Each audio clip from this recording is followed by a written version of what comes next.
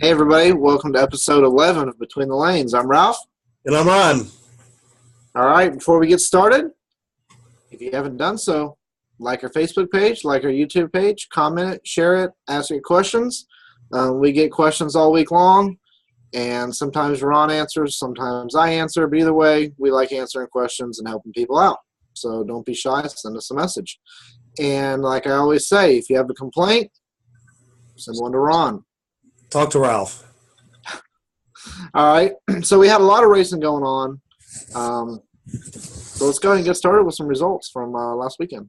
All right, before we start off with the race results, we want to say best wishes to Jim Kreider, who's been in the hospital, maybe getting out today. That's the word. And he wants to go racing this Saturday, so hopefully he gets to do that. Yeah.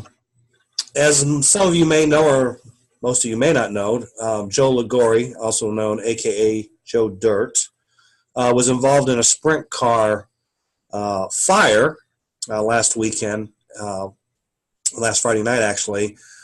Fuel line came off in the cockpit and he kind of caught fire. So he survived and everything. He raced on Saturday night at Eldora, but he had some pretty severe looking burns to his ankles and stuff. Even though he had socks and all the fireproof stuff on, he still got burnt pretty good. So, but he's going to be slot car racing this weekend. So, cool.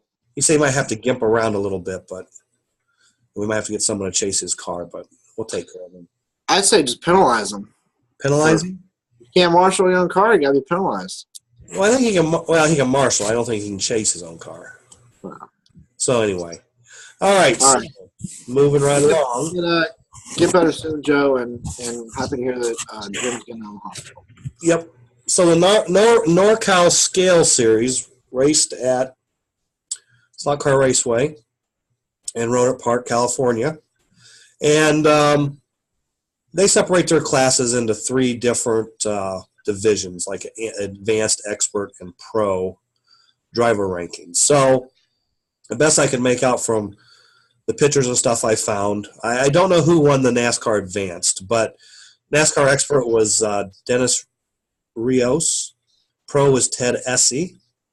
In the NAS truck, the Advanced winner was Jeffrey Cohn. Expert was John Wilbur, and Pro was Chris, and I didn't catch his last name. So LMP Advanced was Jeffrey Cohn again. Expert was Howard Smith, and Pro was Ryan McDaniel, a.k.a. Vegas. In the GT12 class, the advanced winner was Jeffrey Cohn again. And Jeffrey's kind of a young kid. I'm going to say he's probably about 12 or 13 by the looks in the picture. So, cool. In the expert, it was KC. Young people racing. And in the pro was Ryan McDaniel. So that was your winners at NorCal.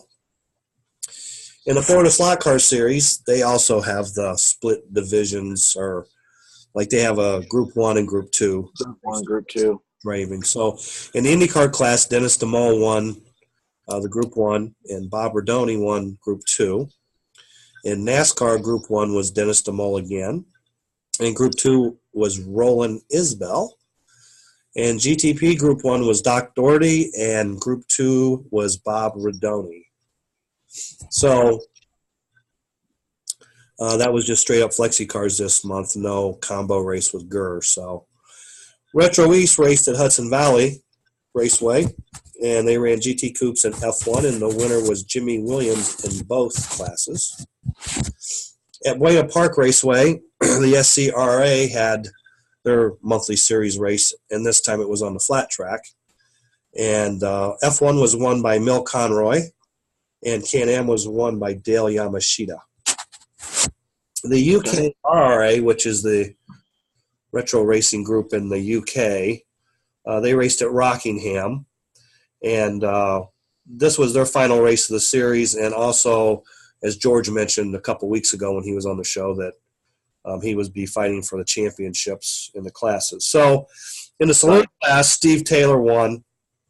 F1, Can-Am, and Tottenham was all won by Mike Thompson. So he won those three races. George did wind up becoming, or being crowned, the champion for 2017 in all four classes. Oh, cool. So he pulled off what he wanted to do. And then in the concourse there, George was the winner in F1 Can-Am in Tottenham, and Steve Taylor was the Saloon Concourse champion for that series. Okay. Not that concourse is a big thing racing-wise, but George kind of won 7 championships there. So, Right. And they do put a lot of effort and time into those cars over there, just looking at the pictures. I mean, some places, concourse is a big thing. It's more of a thing than the actual racing is, but yeah, especially when you get like the chassis involved and the judgment too. Right. Not just over here we just do best painted body basically. Right. Yep. Over there a lot of times they do best body and best chassis. The chassis will be like a mirror. Yep. Yes, sir. The Central Illinois Slot Car Series started off this weekend at Whiskers Raceway in Gladstone, Illinois. In GTP and Dirt Late Model, Toby Kindig was the winner of both classes. Can-Am, it was Ken Williams. In the B&E Hard Bodies, it was Kurt Vincent. In the Pony Stock Amateur, it was Tom Baker the winner. In the Expert Pony Stock, Ken Williams was the winner.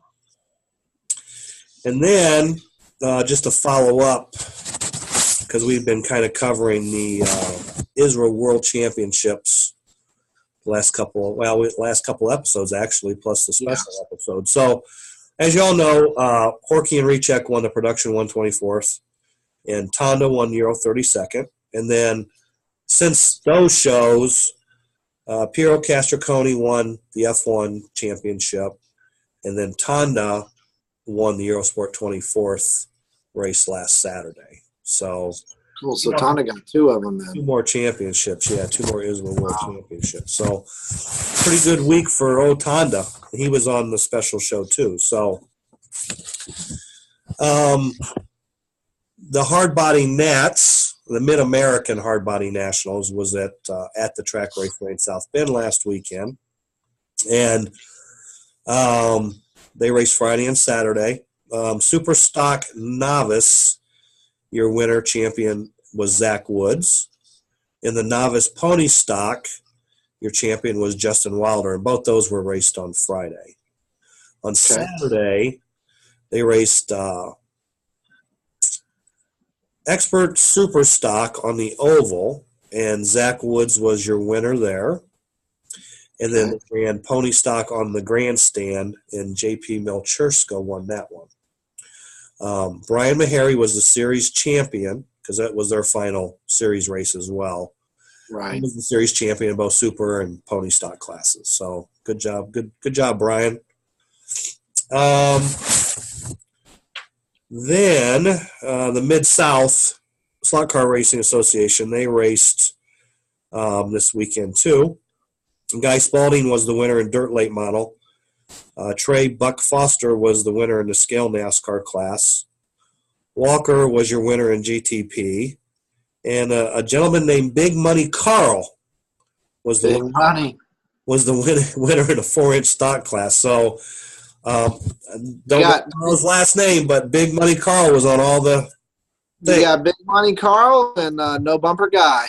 No bumper guy, no rear bumper guy. So, and I think they voted on bumpers, but I never heard anything on that. So, I never heard what they decided to do. Yeah.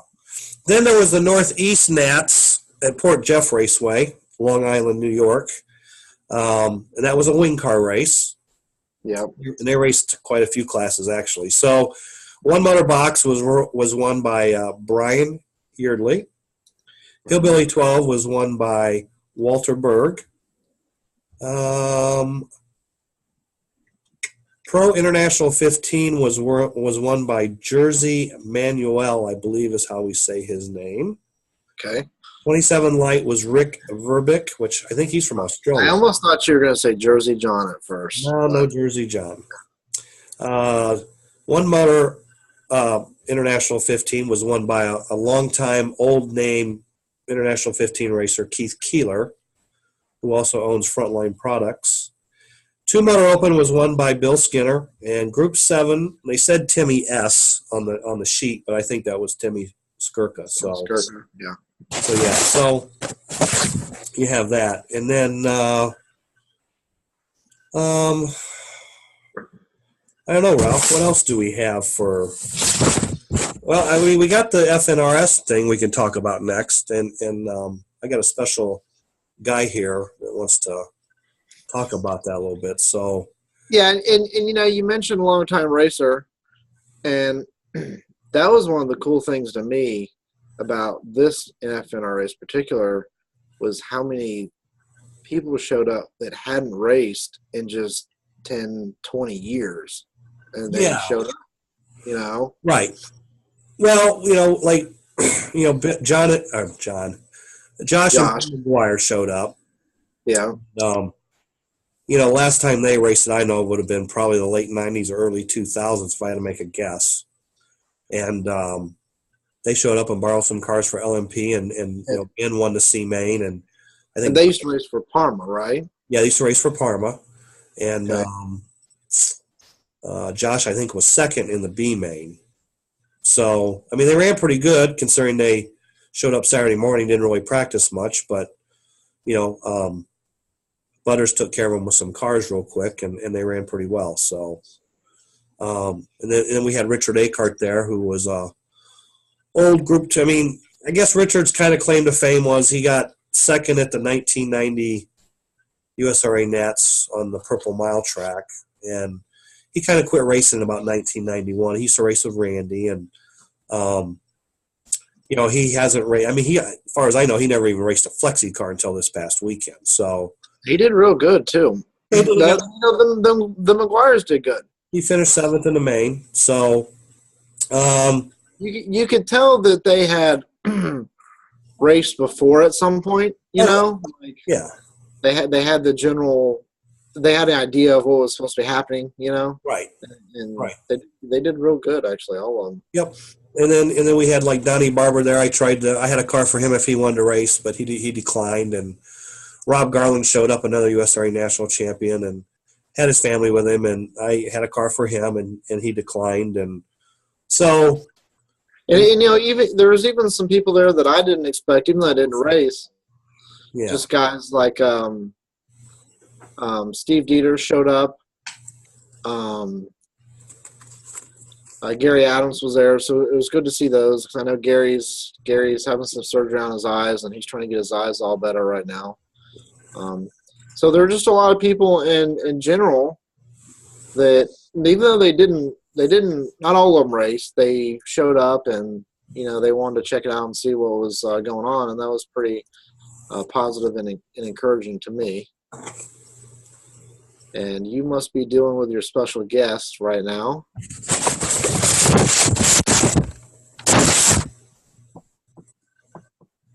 Ralph, I am your father. This is the Dark Side Report. This is the official FNRS Dark Side Report, okay? In LMP, the winner was Butters, Jason Engel, followed by Shane Parent and Lonnie Batts. In stock car, Quidlock. There was Tim Batts, followed by Bobby Beachman. And who was third? Terry Watson. Terry Watson was third, yeah. And in the GTP, Ralph was the winner because I was his father. Ralph Hirschman was second, and Shane Parent was third. Do I have to leave now? Come on. Do what? Ron's telling me I got to go. Well, you can stay as long as you want. I mean, you seem to have a hard time seeing out your mask a little bit to read all the results, but other than that, semi-entertaining.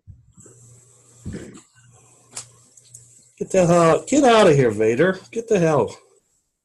Enough dark side. Wow. At least he didn't pull his lightsaber on me. Yeah, that's a good thing. So anyway, that was so that's the top three of the FNRS. That was a dark side report. I don't really know that we can top that, so show's over. See you guys next week. It's not even Halloween yet. So yeah, I don't know what. I mean, like in LMP, Butters and Shane had a hell of a race for I mean, Bobby Beachman had a 5 or 6 lap lead after the first 2 heats. Yeah. Well, for those that weren't there, we qualified 1 minute, and Bobby had the car. I mean, he was a jet. It reminds me of Marks when Greg Mayer had a car that was over a tenth faster in the field and didn't finish the race, and then basically the same thing happened to Bobby. He was so dominant. I mean, it was just all you had to do was just finish the race. You didn't even have to. You really didn't even have to go 8 tenths. Right. All you had to do was finish, and it was a win.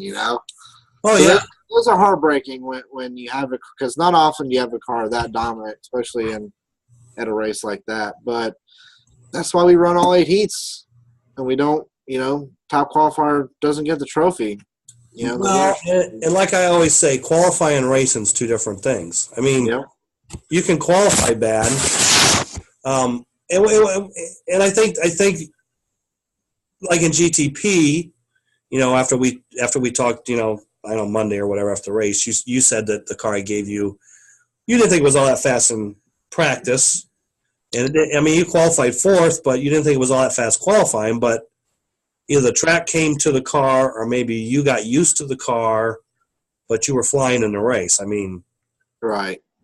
So qualifying and racing is 2 different things. And even if you're a 10th faster than everybody, I mean, you can still have problems in a race or whatever. So, but like I said, because this weekend the top qualifier didn't win.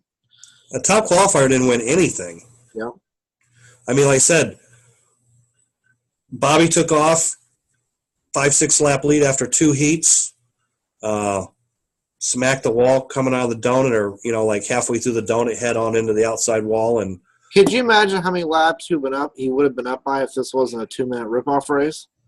Well, okay, let's put it this way: if he was 6 laps up after 2 heats, would he have won by 24 laps after 8 heats?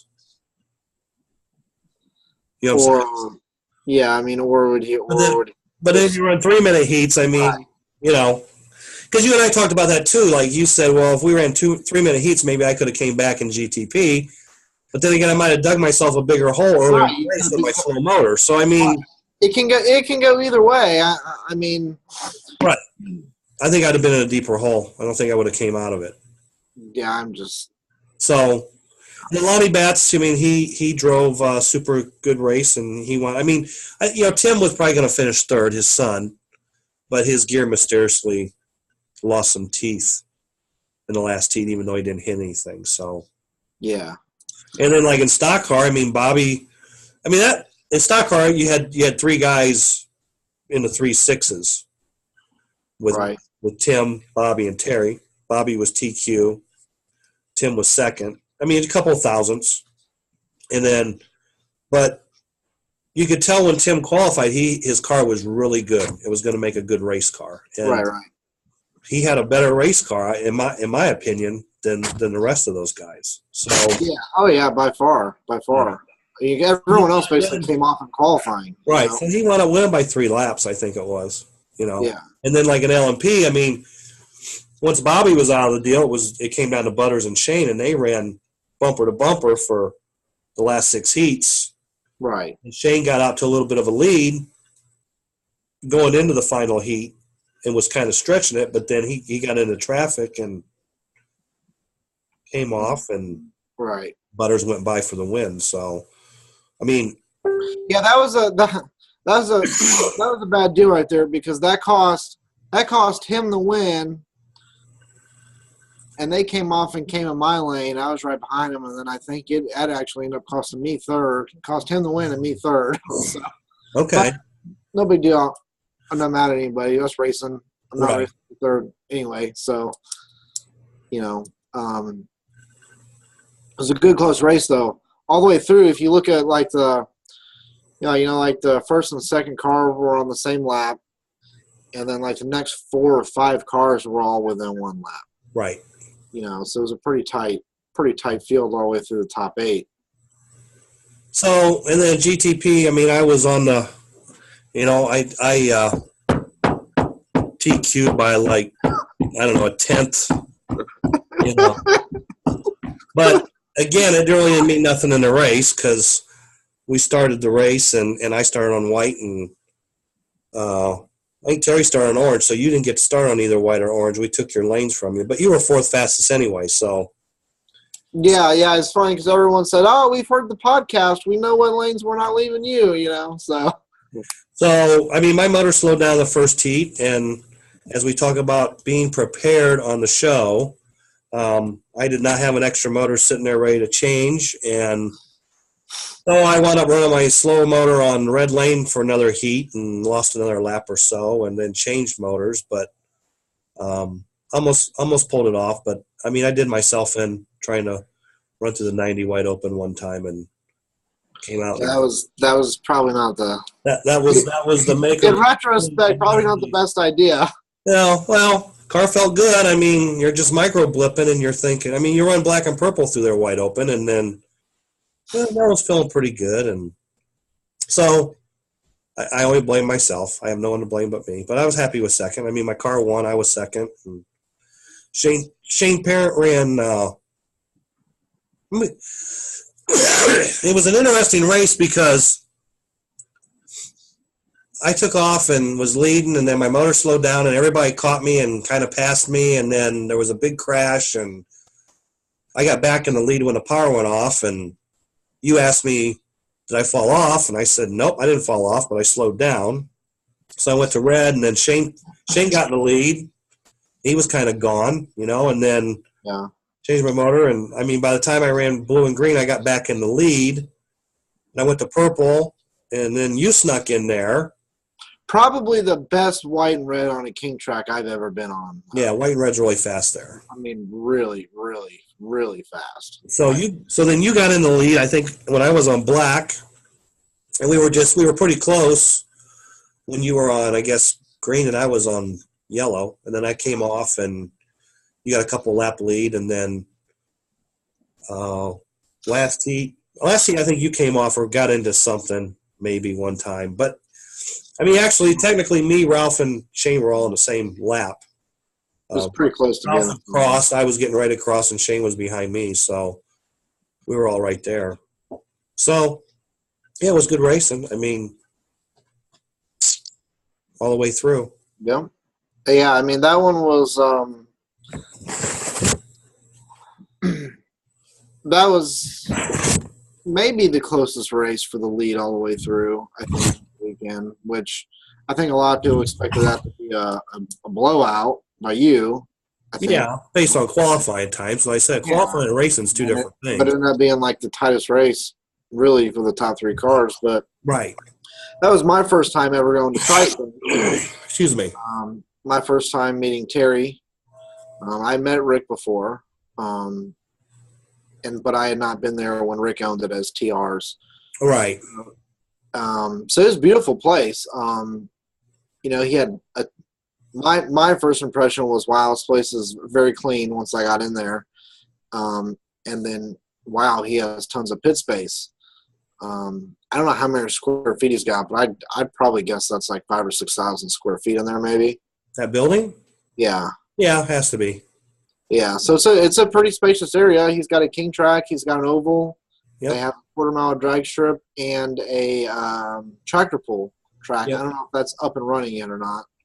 I can't say. I think they were trying to do that a few weeks ago, but I don't know if that happened or not. But yeah, so the place is beautiful. Huge parking lot. It's like 4 or 5 miles off Interstate I-75. It was really easy to get to. Lots of hotels around, lots of food around. Ingirding had just come in and reworked the track, and the track's beautiful.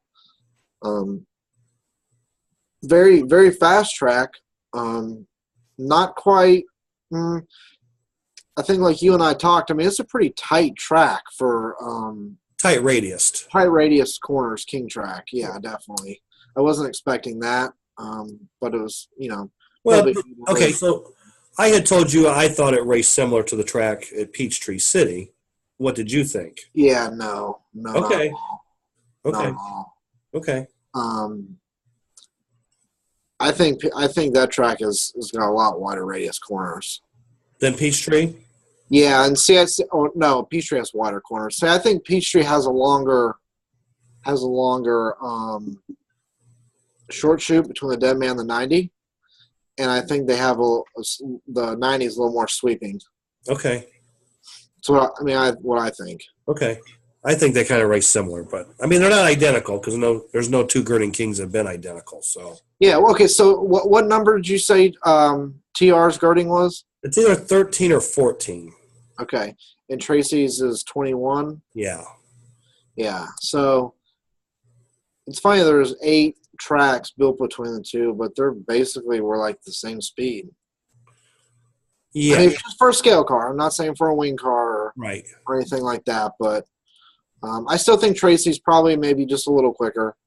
Well, and we talked about that too because, I went 315 at Tracy's. And I went 322 at Tracy. Right.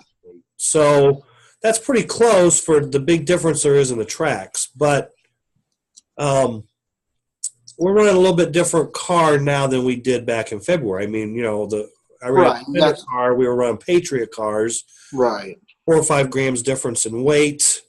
I don't know.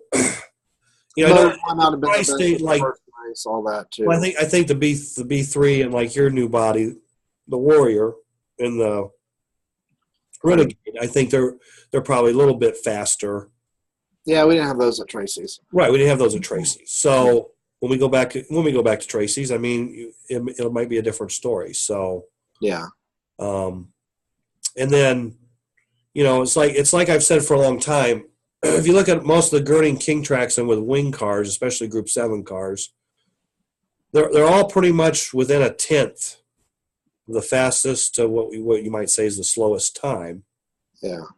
But for as different as all those tracks are, they're that close when it comes to stand there, kind of run it wide open qualifying. So on limited voltage and 155 foot, you're only going to go so fast, right? Feet, no matter what the radius is or whatever. So, I'll be the first to tell you that I absolutely hate King tracks, but it is pretty amazing how I've been on so many of them though, but it's very amazing how each one is really different though. I mean, they're all supposed to be the same, but it's crazy how different they really are. Well, yeah, I mean, like the only time they were identical, and that's questionable too, because I wasn't there in the day and I didn't run that many. But I mean, American King track, they would all pretty much been the same. And see, even American Kings, like when you compare the track around 93 to the one at Tom Thumb, I mean, those tracks were like no. Well, okay.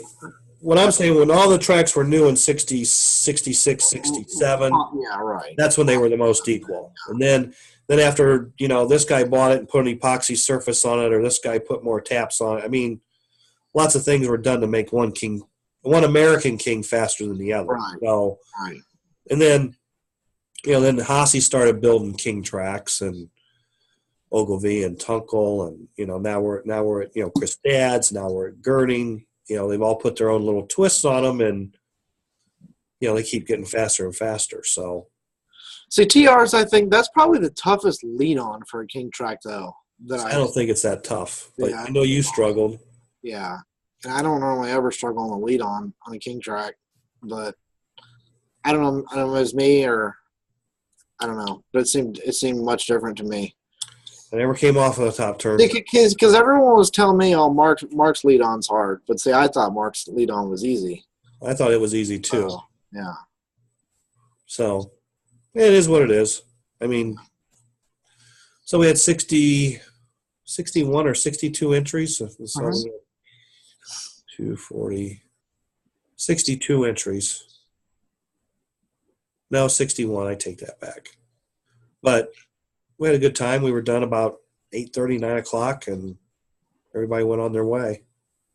Yeah, I think we're up to somewhere around 300 total entries so far throughout our 4 races, which is really, I mean, that's pretty successful. I think. I mean, I hadn't really kept track. I'm really happy, with how everything's gone so far. We got our last race in 3 weeks down at Fast Eddie's in Florida.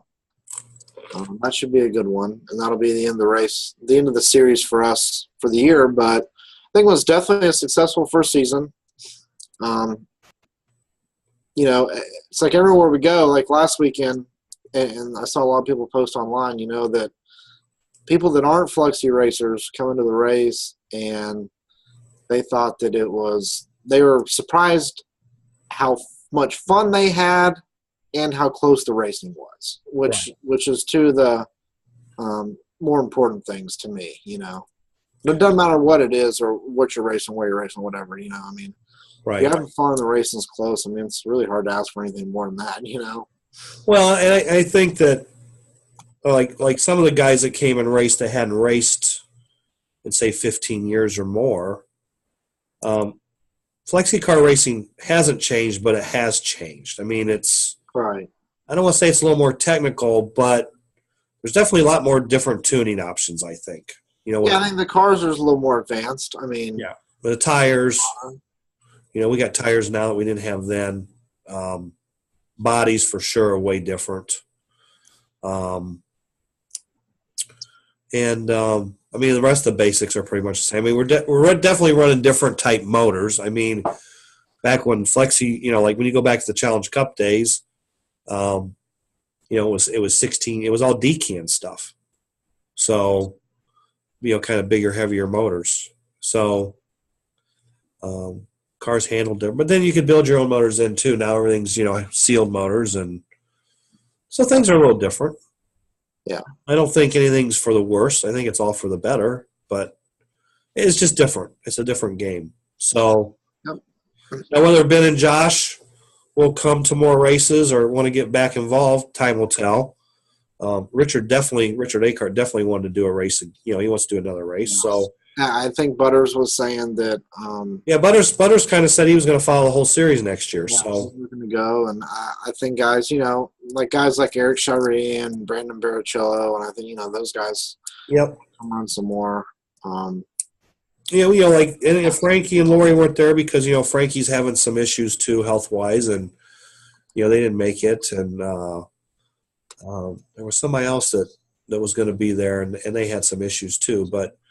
There's a lot of interest. We'll put it that way. So, Joe Dirt would have been there if he wasn't out, getting fried up a little bit. But, not in a good way. Not in a good way. So, and maybe Cap Henry would have been there if he wasn't racing and stuff like that too. So, we'll see.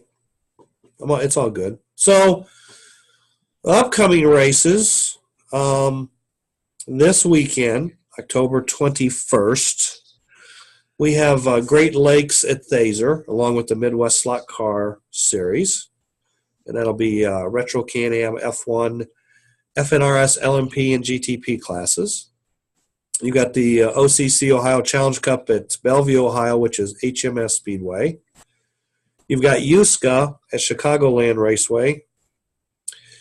You've got the B&E Chicagoland Crosstown Series this weekend at Chicagoland. I guess they're going to run both races the same day at Mike Swiss's place. Okay. You got the RMMA Retro Series, Southern Colorado Slot Car Raceway in Pueblo, Colorado. Yep, and I believe that place was recently bought, and they changed the name. Or Pueblo, Colorado. So it's under new ownership, same tracks, same building, same location, just new owner, new name. You got the American Womp Racing Association Archdale. And at Millstream Raceway over in England, they have the Spirit of the 70s Raceway Retrospective Race, which I don't know if that's got something to do with the Ronnie Spencer Memorial or something. I seen mention of that in the information, but they never said it's the Ronnie Spencer Memorial Race, but that's for the Tottenham type cars. So that's going on in the UK this weekend. So, did you mention the Midwest Slot Car Series? Yeah, that's part of the Great Lakes Okay. with Dazer. And the New England Restoration Series, they are this weekend too. Okay.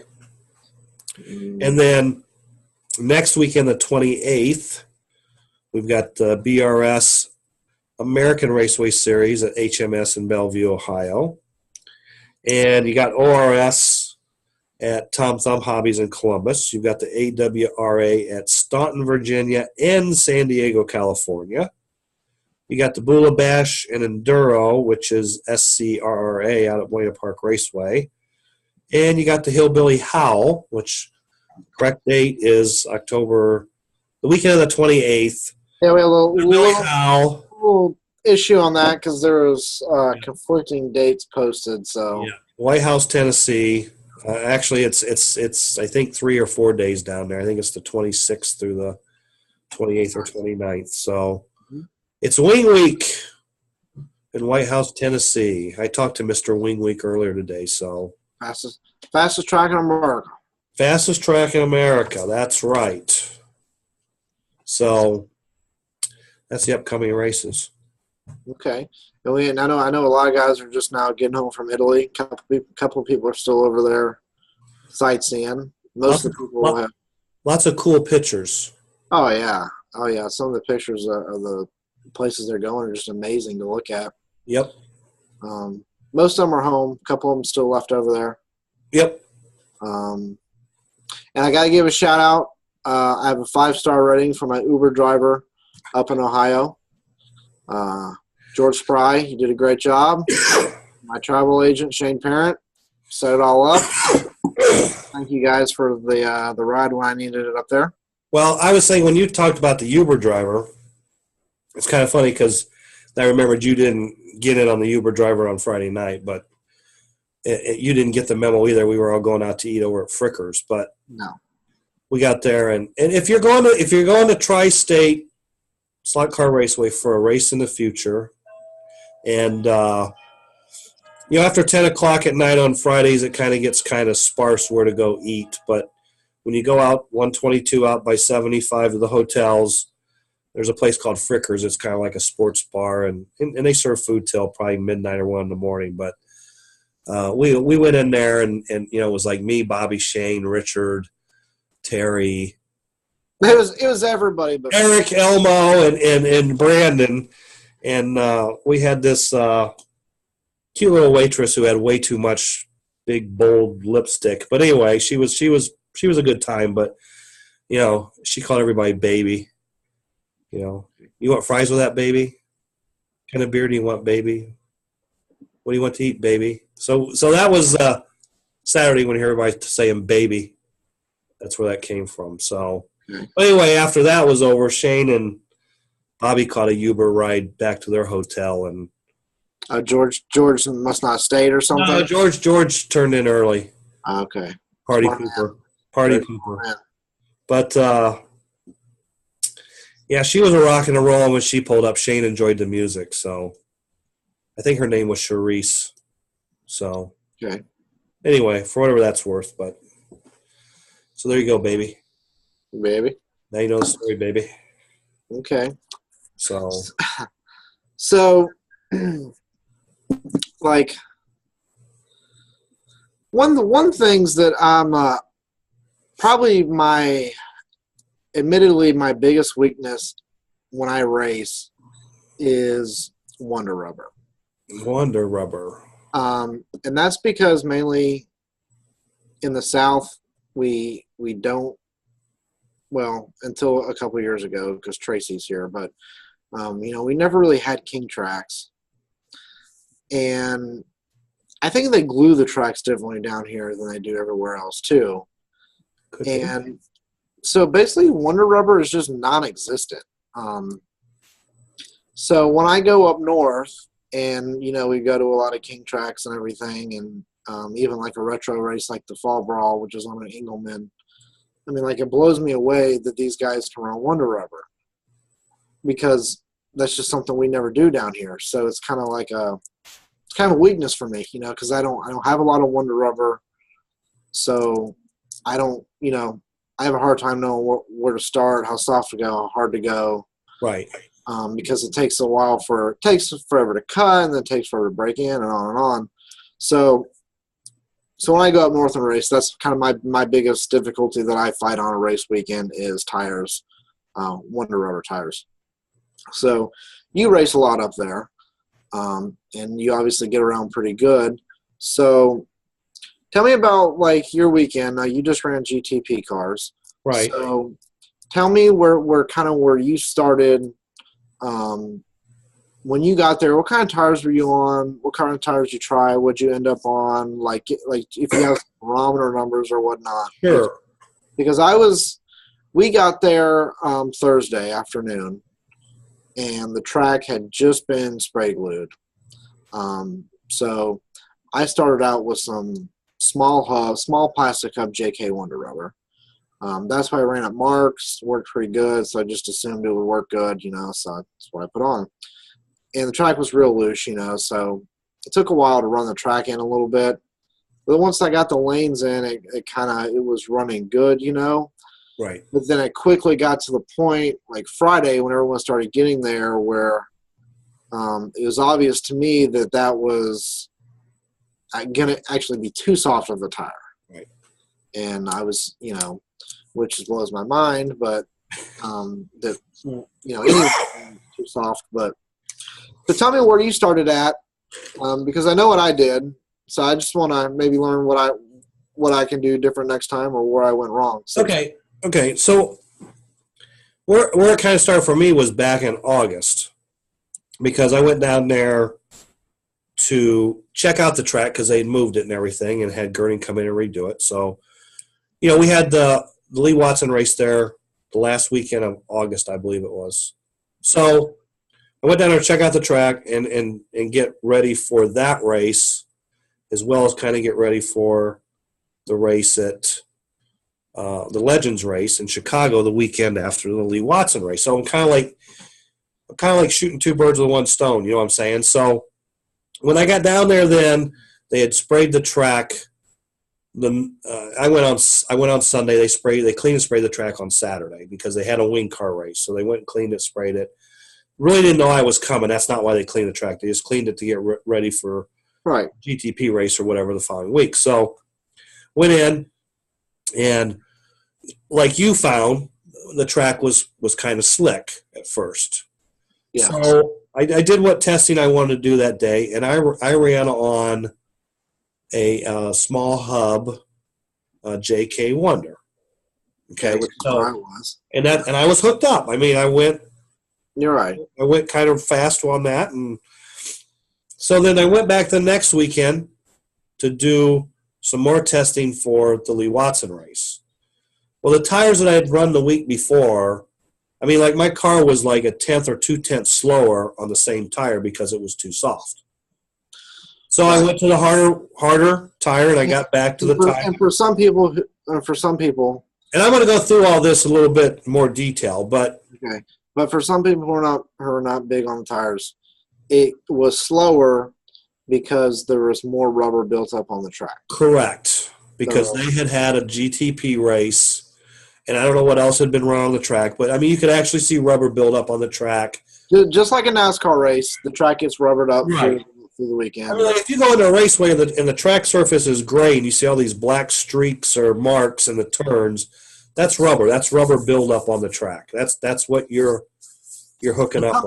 Some people say, "Oh, you need to clean the track," but rubber is not always bad. So no.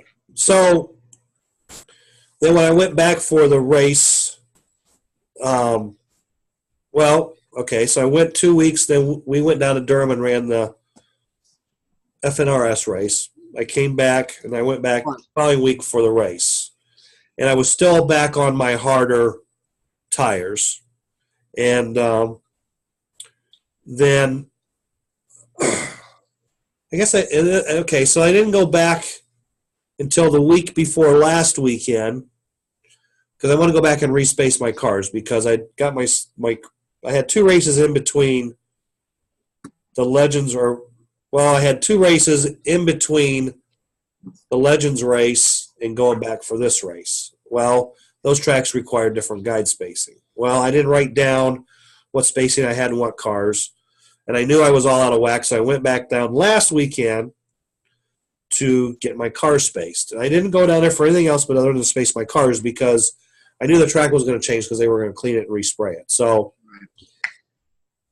when I got there Friday, like you had been there the day before, I got there on Friday, and I started off with the JK Small Hub Soft Wonder Rubber. Okay, so you started off from there too on Friday. And I was good, but as more and more guys ran on the track, my car started to slow down. So then I went to like an Alpha Medium, which is a bigger hub, and it was just a couple of points harder than my JK Small Hub Wonder. But it's a bigger hub and it's a metal hub, right? Yeah, it's a metal hub. Okay. So, basically it's a little bit firmer, harder, stiffer tire. So, I mean, I basically wound up like on Alpha Hard for the race. And I tried Alpha Extra Hard. I had some wing car tires. They were they're narrow, and they were even harder. And they were good down the straightaway, but they just didn't hook up the last third of the turn. If they had been full width, full hub tires, I think that would have been probably the ticket. But so what? With that said, okay. So guys realize, okay, on my durometer, not every durometer is the same. So on my durometer, my reference tool, a JK Small Hub Wonder and an Alpha Medium generally durometer the same, about a 20. Okay. 18 to 22, 20 is probably the average. Okay. When you get into like an Alpha Hard, you're going to be anywhere from 24 to 26, maybe a 28. So, and let me ask you this real quick: when you cut a fresh set of Wonder Rubber tires, yeah, how many laps does it typically take you to break them in till they're like you feel comfortable racing on them? Well, it takes a lot longer, like on a retro car. But a flexi car, sometimes you can tell in 10 laps, like, man, these things are right there. Sometimes it might take 20. Okay. But the harder they are, the longer it takes. Okay. So I don't think there's any definite – it would depend on what lane you ran them on. Like, if one lane's more stuck than another and you just went out there and pounded laps on that lane, they might come in quicker. Where if you went down, say, like this past weekend, I don't think yellow was ever as good as green lane in practice or maybe orange lane. So it's going to take longer down there on those lanes to run them in. See, once my JK small plastic hub wasn't working, well, the first thing I did was I went to like a medium hub and a large hub. Right. It's like as soon as I took that tiny step in hub size up, the car just became – I went from bogged down to undrivable. Right, because you were loose? Yeah, okay. Yeah. And they would just would never were enough to come in.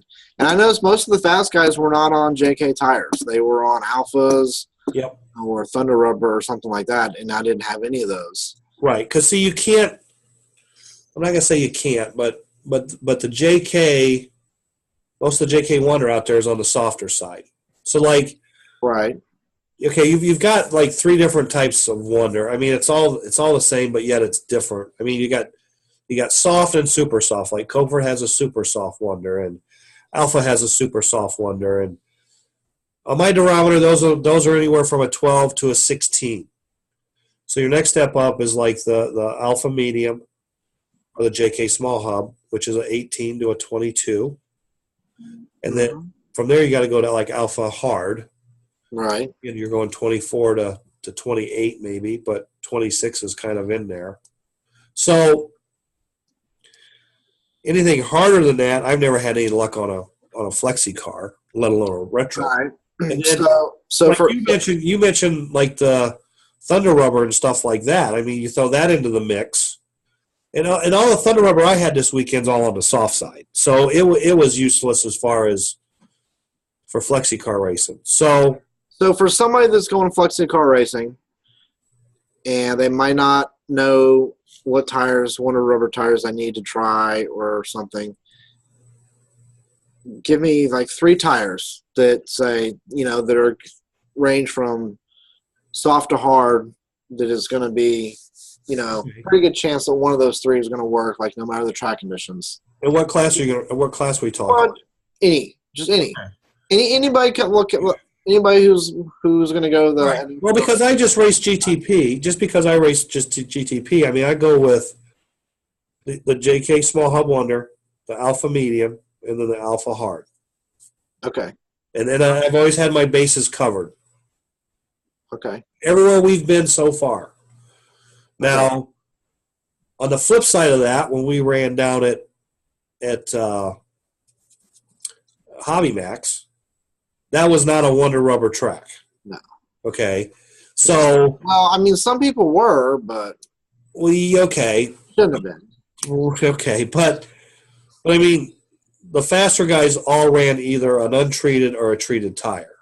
Right. So, Wonder Rubber doesn't work on all the tracks, but basically on King tracks, yeah. I mean, I don't think – I haven't ran on the track for a zillion years, but I don't really think we're going to run Wonder Rubber on the hill climb down at Fast Eddie's. No, I'd imagine not. I mean, I'll have it, but I don't think – that's how it's supposed to be. Yeah. I think we're going to be on treated or untreated down there. Like literally, or maybe a soft Wonder, like the Alpha Soft Wonder or the Coford Super Soft. Like growing up down here racing, I mean, the only time you ever saw Wonder Rubber was if they had an oval. That's it. It was like never needed, never used, no way you'd ever make it work anywhere anyway. Well, we used to run Wonder Rubber all the time, like on the outside, on the right rear tire. Right. Talking about ovals. Right. Yeah. But the last, 3, 4, 5 times I've raced oval cars, that did not work. Yeah. No, me either. Yeah, actually. So I don't know if it's a difference. It used to be like that, yeah. Right. And I don't know if that's because we're running different motors, different chassis, tracks are glued different. I don't know. But no, I cannot hook that up anymore like I once used to. I think it's mainly maybe because we have different tires, but I think it's mainly motor. Right. Well, see, or ribbon. When you go back like 10, 15 years ago, we didn't have soft Wonder Rubber. It was way harder than what we use now. But we were able to hook it up on certain tracks. But we were also running like a Parma Death Star or something. Well, like I said, yeah, different motors. Power revving up real hard, Right. But heavier motors in the corners, too. So how did we hook up a heavier motor on a harder tire? I mean... I don't know that they're that much heavier. So... But... Everybody likes to tell you that. But anyway, yeah, I mean, I think if you have like the small hub Wonder... and you have the medium Alpha and the extra, or not extra hard, but the hard Alpha. If you're just talking Wonder Rubber, okay. If you got those three in your box, you should find something that works. So before I go the next King Track race, those I'm gonna buy those, and yep. If they don't work, I'm coming to you for my money back. Well, I mean, let's go back to Tracy's in February. I mean, I ran Alpha Hard. Did you? Okay. The barometer about 30. Now, are you running like drilled hubs or? Depend. You know what? To me, the hub's not important. As far I want the hardness. Okay. Okay. Like there's days. I mean, I ran drilled hubs this weekend, but I didn't run drilled hubs because they were drilled hubs. I ran because they had the right rubber on. Okay. Okay. If the JK rubber had been the right rubber, I would have ran that, even though it was a drilled plastic hub. I mean. Right. So. If you go back to Tracy's, like I said, I ran a 30 on my durometer, which is 10 points harder than I usually run anywhere else. Pretty hard, yeah. So, but I wish I probably would have had a 32 down there come race time. You know what I'm saying? I mean, I wasn't in trouble. I could have been better, but that tire was not available in my box, nor in the. I mean, they had tires that durometered 32, but they were narrowed wing car tires on super huge hubs. Yeah. With no compression, so they just did not hook up at all. Right. Especially the last third of the turn. So. Okay. Yeah, it so, So we got to get to our contest winners real quick before we forget. Oh, yeah. We had a secret surprise pop-up contest, and Well, exactly. a lot of people answered, and a lot of people answered correctly. But it's only going to go to. Well, I wouldn't say a lot of people. Well, we had a couple. We had more than one. We had 3. So it was going to go to the first person. And the first one to answer correctly was Kevin Lee Palmer. Okay. And then John Miller, which he had a little inside information, I think. And then James Pace Jr. guessed it. So that number was 50. So Kevin Lee Palmer, contact me, and we'll send you something. There you go. He won't tell you what he's sending you, but he's going to send you something. It'll just be it's going to be a surprise package. You might get some front wheel stickers or something. That's right. That's right. Used front wheels. Used front wheel stickers. So, yeah, but tires, like I said, we'll talk more about that in another episode. But because I should probably have a durometer and stuff like that. I mean, I've got 2 or 3 durometers here, and they all kind of read different on the same tire. So that's right.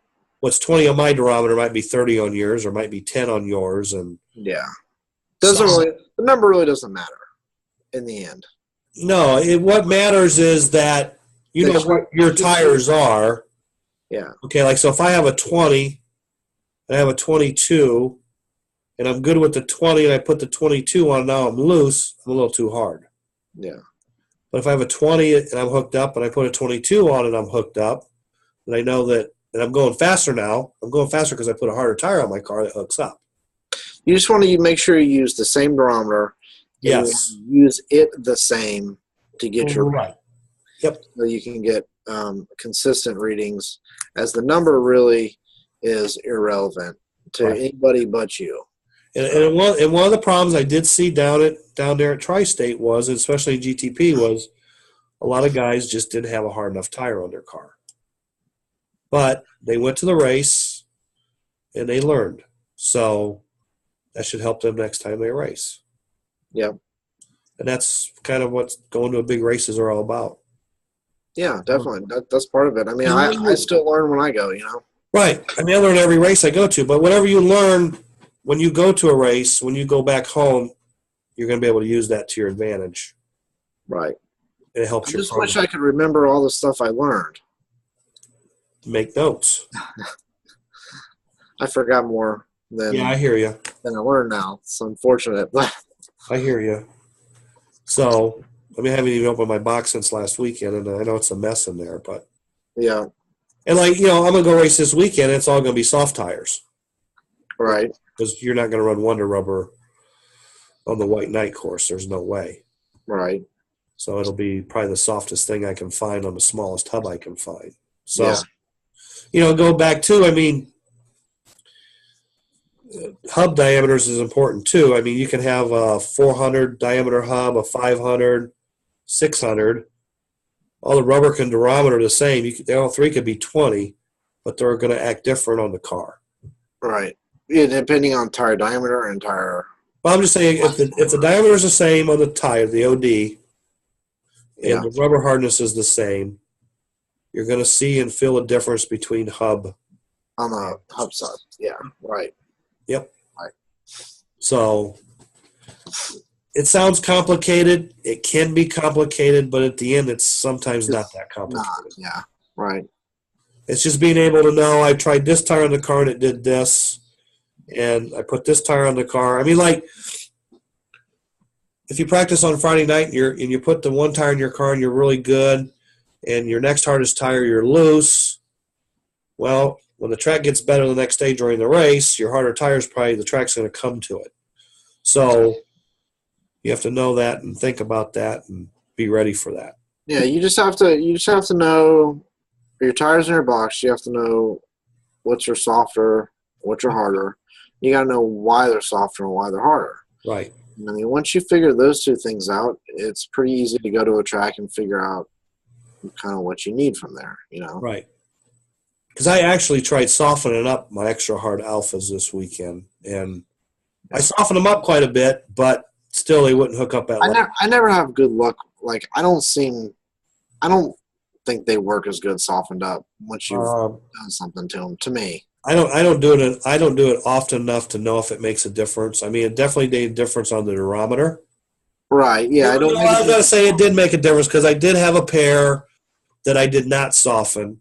They were like 34 or something, and the ones I softened, I got them down to like 26, and they were better than the unsoftened ones, but neither one of them worked anyway. So yeah, okay. But I was just trying to get that number down a little closer to what was working. So, All right. Now the next question will be, what did you soften them with? I softened them with wintergreen oil. Wintergreen, yeah. Wintergreen oil that I bought at the drugstore. You got to go back to your pharmacist and buy it from them. Yeah. No longer a shelf item. Or you can use Trinity Zip Grip if Trinity makes a lot of different tire softening products. Yeah. I don't know if they still make that or not, but I mean they made like Zip Grip 2, Zip Free, yeah, Grip. I mean all kinds of stuff. If you're looking for the Trinity stuff, you might want to look at like an RC website.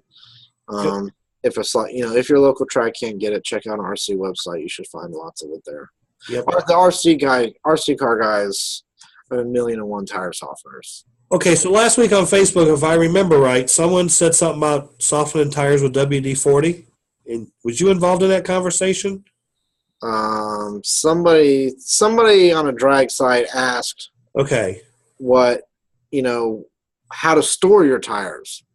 Right. And this guy said that you should soak them in WD-40, or maybe not soak them. Clean them. You should wipe them off and clean them in WD-40 before you put them away.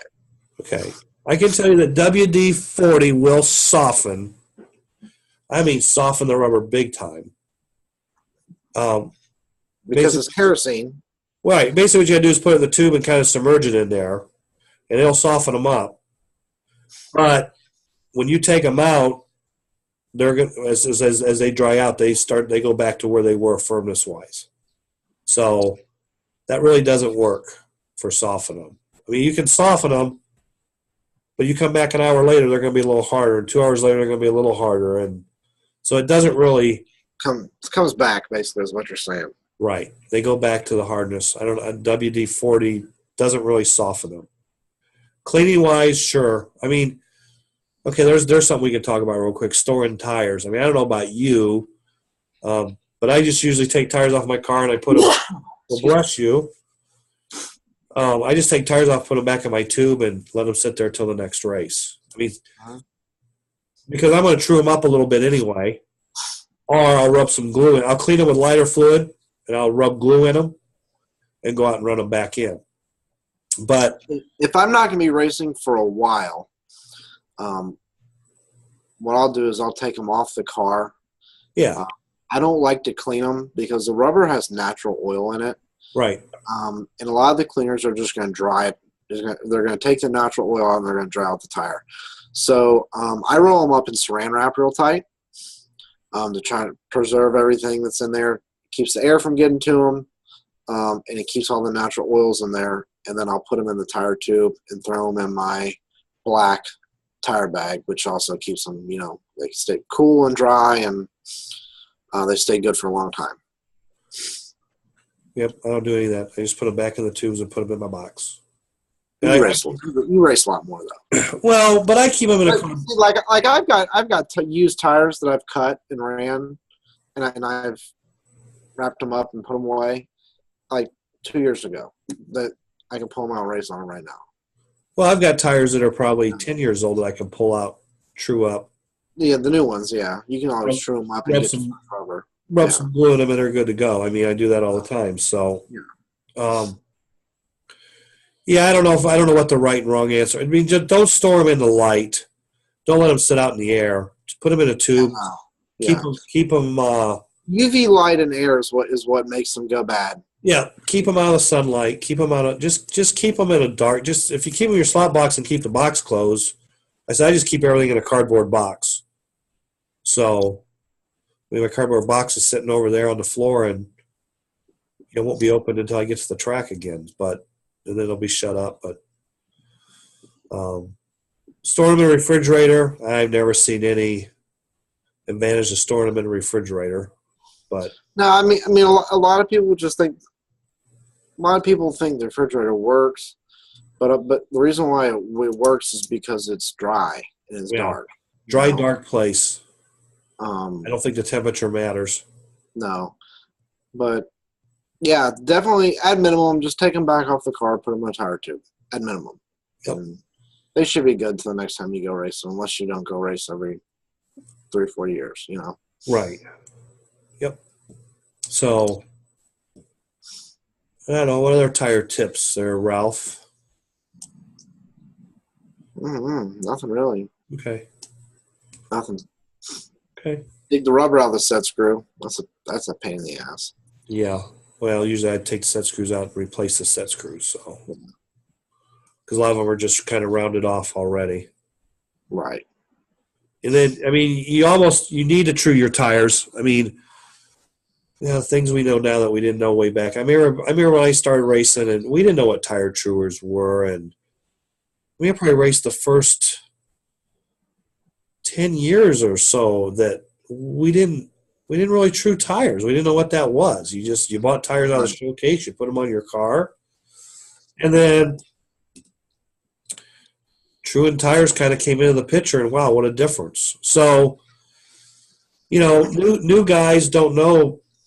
Well, I shouldn't say they don't know, but, unless the raceway owner tells a new person, like you should true your tires, or guys that are racing there help the new guys and show them like you should true your tires, it's a huge advantage to true your tires. Absolutely.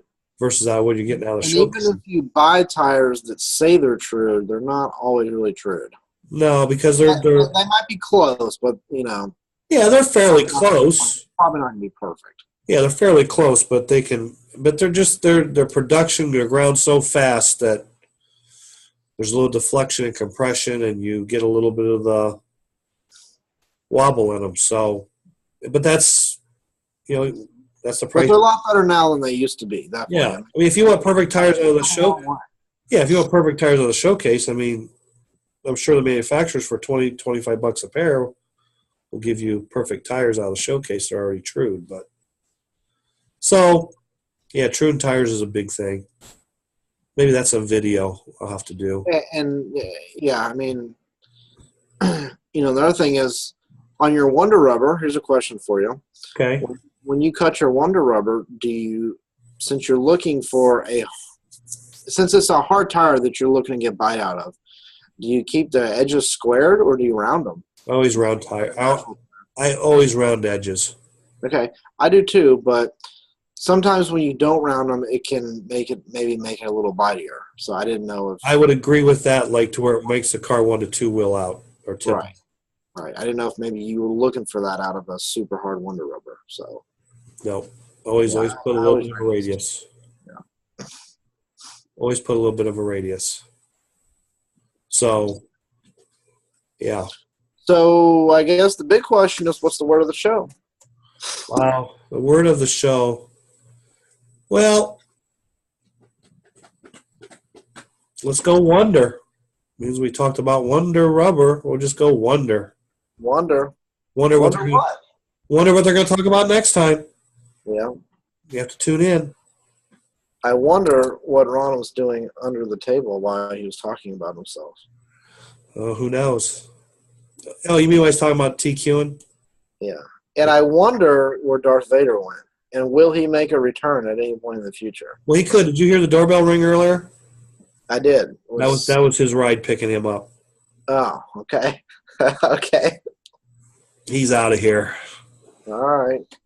But yeah, he'll probably sometime, some way, somehow have to make another appearance. Okay. When you start talking about the dark side, Vader, the antennas go up. So yeah. All right. Well, that's all I got, guys. Check out the Facebook page. Like it, share it, comment on it. Same thing for the YouTube page. Let's get the Between the Lanes word spread. And if you have any you have any show topic suggestions or guest suggestions or questions or anything, let us know. Yep. We do have a guest lined up for next week too, by the way. So. Yes, we will have a special guest next week. Yep. So, if you're going racing, like I always tell you, be fastest guest in America. Yeah, fastest guest in America. Be safe. Have fun. Oh, don't get any fights at any raceways where you're going to get tasered either. So, yeah. I don't know how many people will relate to that, but yeah, there was an incident here in my hometown this past weekend. Yeah. It's been all over the news. 2 real race cars resulted in tasing and arresting. Yeah, one guy kind of ran the other guy over, and then he just started wailing on him, right? And then one guy got tased in it. Did they tase the guy who beat the guy up or the guy who got beat up? They tased the guy that was I thought they tased the guy that got beat up. no. Which I didn't understand. That guy was in the car the whole time. He never got out of the car. Right, yeah. So, right. so the guy that put his car on top of the other guy's car, the guy he got out, took his helmet off, and was beating up the guy while he was still in his car on top of his car with his helmet on. And I don't know if the policeman told him to stop or whatever, but he tased him, and down he went, and then they handcuffed him, and he went to jail, and the guy in the other car, he also went to jail. So there you go. So Anderson Motor Speedway. Yeah, Anderson, Indiana. What can I say? I'm going to send Darth Vader over there. Because at first I wasn't sure if it was Anderson, South Carolina or Anderson, Indiana. I had to go back and look. No. So I could have stayed home. I didn't have to go slot car race. I could have stayed home and watched that. Yeah, and Joe Dirt could have won slot car racing and not caught on fire. There you go. So